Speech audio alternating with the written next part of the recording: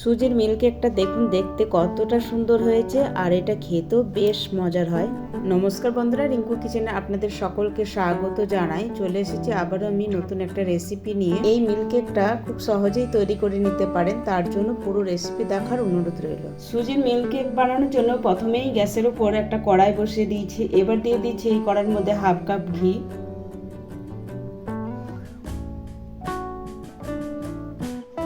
এবার একটু ঘিটা ভালোভাবে গরম করে নেব। ঘিটা আমি ভালোভাবে গরম করে নিয়েছি। এবার যে কাপ মেপে হাফ কাপ ঘি নিয়েছিলাম, ওই কাপ মেপে 1 কাপ সুজি নিয়ে নিচ্ছি। ঘিয়ের সাথে সুজিটা ভালোভাবে মিশিয়ে নেব।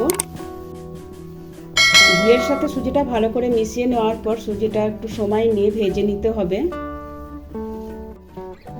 তবে গ্যাসের ফ্লেমটা লোতে রেখে অনবরত নাড়াচাড়া করে সুজিটাকে ভেজে নিতে হবে। আপনারা চাইলে ঘিয়ের বদলে তেল দিয়েও সুজির মিল্ক কেকটা বানিয়ে নিতে পারেন, তবে খেতে খুব একটা ভালো লাগবে না। তাই চেষ্টা করবেন ঘি দিয়ে অবশ্যই মিল্ক কেকটা বানানো, এতে করে এর স্বাদটা খুব সুন্দর হয়, খেতেও বেশ মজার লাগে। বন্ধুরা, আমার এই রেসিপিটা আপনাদের ভালো লাগলে অবশ্যই একটা লাইক আর শেয়ার করে দেবেন।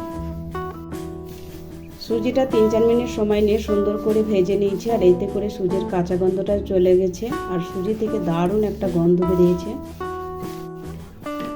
এবার আমি গ্যাস বন্ধ করে দিলাম আর চুলা থেকে সুজির কড়াইটা নামিয়ে নিচ্ছি। এভাবে 10 মিনিটের জন্য রেখে দেবো, এতে করে সুজিটা ঠান্ডা হয়ে যাবে। সুজিটা ঠান্ডা করে নিয়েছি। এবার যে কাপ মেপে ঘি আর সুজি নিয়েছি, ওই কাপের হাফ কাপ গুঁড়ো দুধ দিয়ে দিচ্ছি এর মধ্যে। এবার সুজির সাথে গুঁড়ো দুধটা ভালোভাবে মিশিয়ে নেব।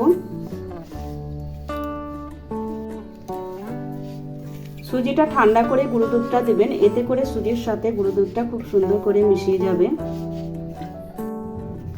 তাছাড়া সুজিটা গরম থাকা অবস্থায় যদি গুঁড়ো দুধটা দেন, তাহলে গুঁড়ো দুধের দলা পেকে যাবে, ভালোভাবে সুজির সাথে মিশবে না।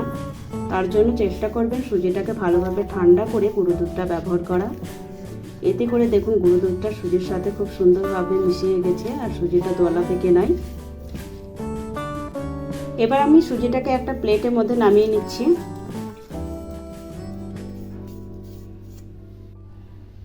আবারও কড়াইটা বসিয়ে দিয়েছি, আর কড়াইটা বসিয়ে দিয়ে দিচ্ছি হাফ কাপ মতো চিনি। তবে চিনিটা আপনাদের স্বাদ মতো কম বেশি করে নেবেন। আর ওই কাপেরই 1 কাপ জল দিয়ে দিচ্ছি।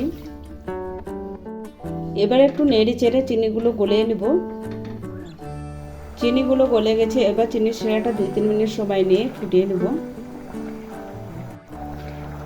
চিনির শিরাটা 1 তারের বা 2 তারের প্রয়োজন নেই। চিনির শিরাটা এভাবে একটু হাতে নিয়ে দেখবেন, যখন দেখবেন একটু চ্যাপচ্যাটি ভাব চলে এসেছে, তখন বুঝে নিতে হবে চিনির শিরাটা রেডি হয়ে গেছে। গ্যাসটাকে একদম লো করে দিয়েছি। এবার সুন্দর ফ্লেভারের জন্য দিয়ে দিচ্ছি 3-4টি এলাচকে গুঁড়ো করে নিয়েছি। এবার দিয়ে দিলাম। এলাচ গুঁড়োটা ভালোভাবে মিশিয়ে নিচ্ছি। এবার দিয়ে দিচ্ছি আগে থেকে সুজির সাথে গুঁড়ো দুধ মিশিয়ে রেখেছিলাম, সেটা অল্প অল্প করে দিব, আর এভাবে নাড়তে থাকবো।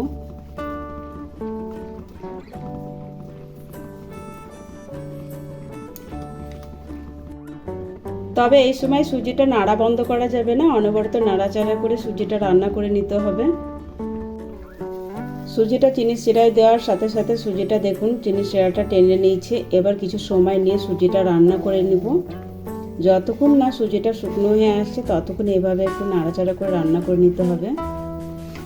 এভাবে যদি সুজির মিল্ক কেকটা বানান, ছোট থেকে বড় সকলেই খেতে খুবই পছন্দ করবে।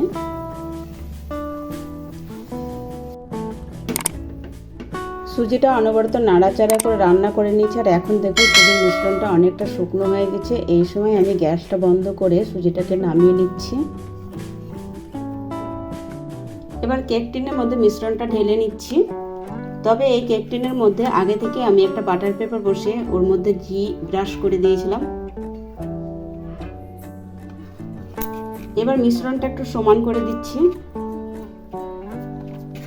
মিশ্রণটা খুব সুন্দরভাবে সমান করে নিয়েছি। এবার 15 থেকে 20 মিনিটের জন্য এভাবে রেখে দেবো, তাতে করে সুজির মিল্ক কেকটা খুব সুন্দরভাবে সেট হয়ে যাবে।